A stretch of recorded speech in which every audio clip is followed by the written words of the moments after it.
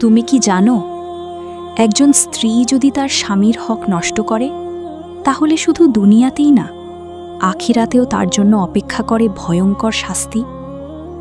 আজ আমি তোমাকে এমন এক সত্য ঘটনা শোনাব, যা শুনে হয়তো তোমার চোখে পানি চলে আসবে, আর তুমি নিজেই বলবে, ইয়া আল্লাহ, আমাদের ক্ষমা করে দাও। একটা ছোট্ট শহরে থাকতো নাবিলা নামের এক মেয়ে, খুব সুন্দরী, চোখে স্বপ্ন, কিন্তু মনের ভেতর ছিল অহংকার আর অস্থিরতা। তার বিয়ে হয় এক সাধারণ ছেলের সাথে, নাম রাশিদ।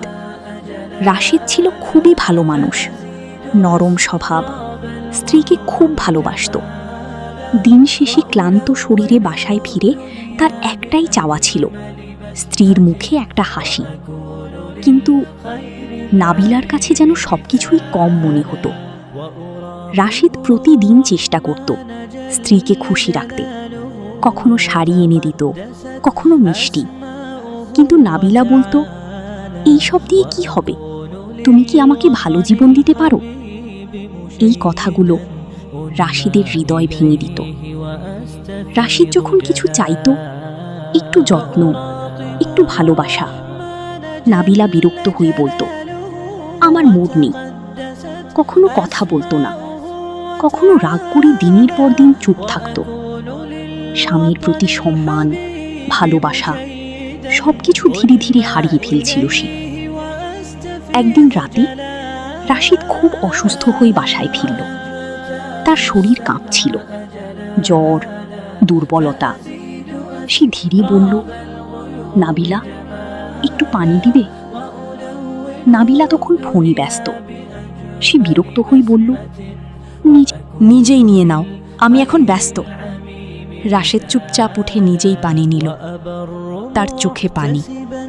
সে কিছু বলল না, কিন্তু তার সেই নীরবতা আকাশ পর্যন্ত পৌঁছে গিয়েছিল। কয়েকদিন পর হঠাৎ করেই নাবিলার জীবন বদলাতে শুরু করল। তার ঘুম হারিয়ে গেল। রাতে অদ্ভুত স্বপ্ন দেখতে লাগলো। এক রাতে সে দেখল, সে একটা অন্ধকার জায়গায় দাঁড়িয়ে আছে। চারপাশে আগুন, ভয়ঙ্কর শব্দ, কেউ চিৎকার করছে। এই সেই নারী যে তার স্বামীর হক নষ্ট করেছে। নাবিলা কাঁপতে লাগল। সে চিৎকার করে বলল, আমি তো এমন কিছু করিনি। হঠাৎ সে দেখল তার সামনে রাশেদ দাঁড়িয়ে, কিন্তু তার চোখে কষ্ট।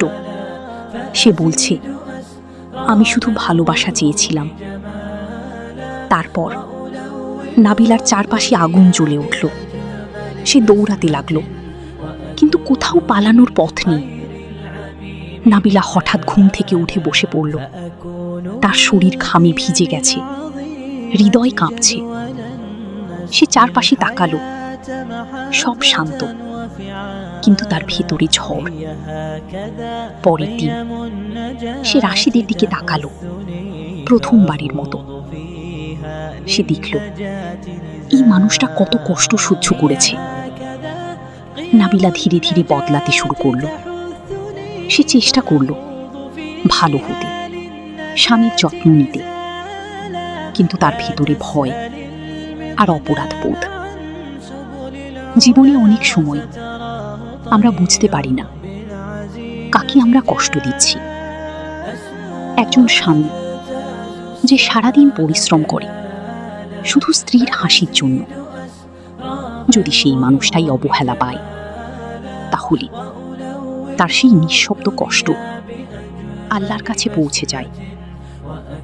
তুমি যদি একজন স্ত্রী হও, আজই নিজের দিকে তাকাও।